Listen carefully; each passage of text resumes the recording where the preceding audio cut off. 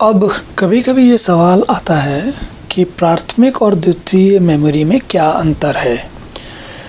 वैसे तो हम बात कर चुके हैं कि दोनों में क्या अंतर है, पहले भी बात कर चुके हैं कि भाई प्राथमिक मेमोरी है, ये द्वितीयक मेमोरी है, दोनों अलग अलग हैं। तो कोई विशेष इसके बारे में हम दोबारा क्यों बात करना चाहते हैं? इसलिए बात करना चाहते हैं क्योंकि हम इसको एक अलग दृष्टिकोण से इस बार देखेंगे। वो क्या दृष्टिकोण है? देखिए क्या होता है, जो ये रैम है। अब आपको थोड़ा सा एक आइडिया देता हूँ, मैं यहाँ पर एक विचार देता हूँ। ये जो है इसकी साइज़ अगर मैं यहाँ लिख देता हूँ तो आपको ज़्यादा अच्छा समझ में आएगा। मान लीजिए कि 100 गीगाबाइट है ना, इसको थोड़ा सा बड़ा कर देते हैं ताकि पढ़ने में आसानी रहे, और इसको भी थोड़ा बड़ा कर देंगे ताकि इसमें भी पढ़ने में आसानी रहे। अब अगर मैं इसमें लिख देता हूँ और ये मान लीजिए है 8 गीगाबाइट, ठीक है।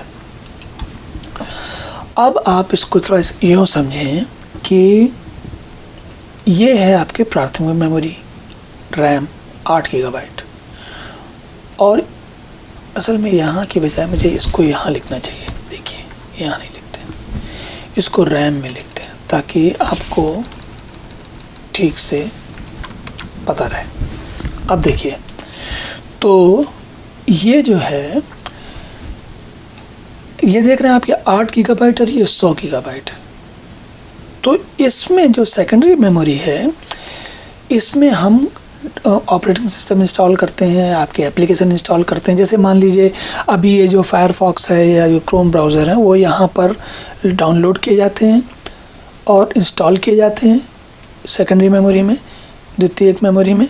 और जब उनको चलाया जाता है, जैसे अभी ये चल रहे हैं, तो इसमें रैम में इसकी एक प्रतिलिपि, इसका एक इंस्टेंस, इसकी एक कॉपी रैम में लोड कर ली जाती है।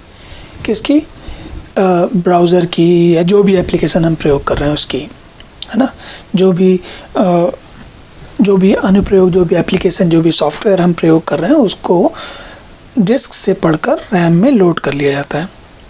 अब क्या है, तो ये एक आपको समझ में आया कि रैम जो है वो थोड़ा नंबर इसका कम है, इसका नंबर बड़ा है। अगर आपके सिस्टम में 8 गीगाबाइट से ज़्यादा रैम हो जाए, आपको ऐसी स्थिति आ जाए कि आपको इतनी एप्लीकेशन चल रही हैं कि आपको रैम की ज़रूरत ज़्यादा है, तो हम क्या करते हैं, जैसे ये जो सेकेंडरी डिस्क है, इसको बैंक की तरह इसका प्रयोग करते हैं और यहाँ से थोड़ा डिस्क स्पेस ले लेते हैं। उसको हम कहते हैं स्वैप मेमोरी, SWAP, स्वैप मतलब बदलने को बोलते हैं। जैसे क्या होता है, मेमोरी को यहाँ की बजाय यहाँ से कुछ जगह लेके उसको मेमोरी के रैम की तरह प्रयोग करने लगते हैं, ठीक है। अब आप, जब ये है मुख्य कारण इस सवाल का कि क्यों पूछा जा रहा है कि भाई प्राथमिक और द्वितीयक मेमोरी में अंतर क्या है ना। अब देखिए यहाँ पर जब अंतर देखिए, तो ये कह रहा है कि इसमें जो है, जिसको आप काम कर रहे हो, जो काम कर रहा है उसकी जानकारी रैम में आपने उसका प्रयोग, रैम में उसको लगा के पढ़ के फिर प्रयोग कर रहे हो। इसमें ये कह रहा है कि ज़्यादा स्पेस होता है, तो इसके काम करने के बाद को लोड हो गया, तब भी जगह अगर खाली पड़ी हुई है तो उसमें से कुछ जगह का प्रयोग आप मेमोरी की तरह, प्राइमरी मेमोरी की तरह, मतलब कि प्राथमिक मेमोरी की तरह नकल करके, असली चीज़ नहीं होती है, उसकी तरह काम चलाऊ तौर पे इसका प्रयोग कर सकते हो, ठीक है। अब देखते हैं दूसरा अंतर क्या है। इसमें जो होता है प्राथमिक वाले में, इसमें क्या होता है कि जो मेमोरी है, ये जैसे मान लिया ये पूरा खाली, ये वाला, अगर आप ब्राउज़र का चित्र देखें तो यहाँ पर देखिए कुछ खाली जगह है, कुछ खाली जगह है, कुछ जगह मैंने बॉक्स बना के लिखा हुआ है।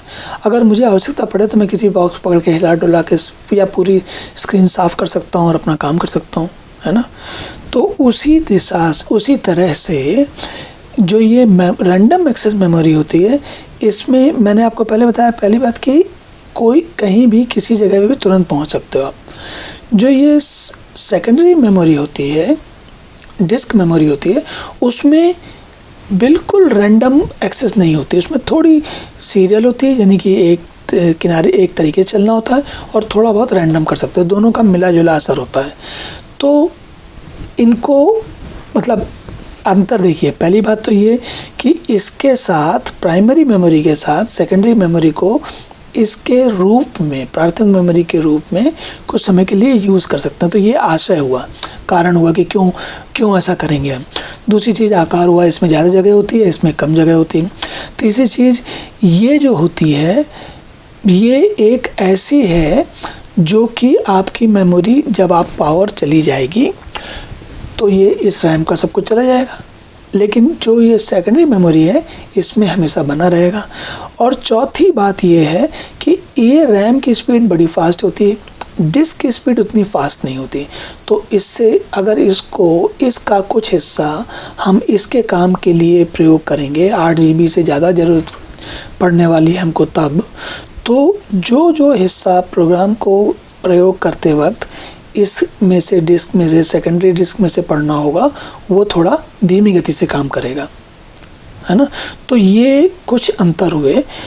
इस प्रश्न का मुख्य आशय और उसके से जो है समझाया ये जा रहा है आपको कि सेकेंडरी मेमोरी को आप कुछ समय के लिए या कुछ विशेष परिस्थितियों में रैम की तरह या प्राइमरी मेमोरी की तरह प्रयोग कर सकते हैं, लेकिन उसकी कुछ कमियां हो सकती हैं। ठीक है, तो ये है इस प्रश्न की स्थिति, जिसमें कि हम प्राइमरी और सेकेंडरी मेमोरी के बीच में क्या अंतर है उसको हम देख रहे हैं।